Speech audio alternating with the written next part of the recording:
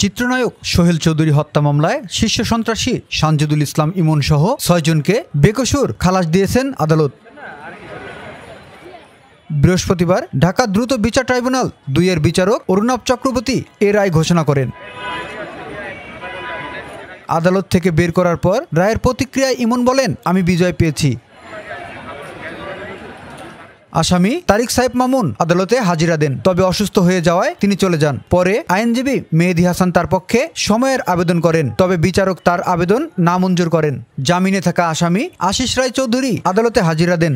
এছাড়া কারাগারে আটক আসামি সানজিদুল ইসলাম ইমনকে আদালতে হাজির করা হয়। তাদের উপস্থিতিতে আদালত রায় ঘোষণা করেন। রায়ে অভিযোগ সন্দেহ প্রমাণিত হয় ব্যবসায়ী আজিজ মোহাম্মদ ভাই ওরফে আব্দুল আদিস সহ ৩ জনকে যাবজ্জীবন কারাদণ্ড দেন।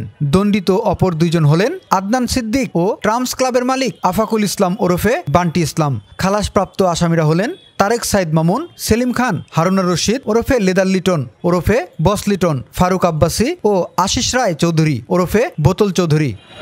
১৯৯৮ সালের ১৭ ডিসেম্বর রাজধানীর বনানীতে ট্রামস ক্লাবের নিচে সোহেল চৌধুরীকে গুলি করে হত্যা করা হয়।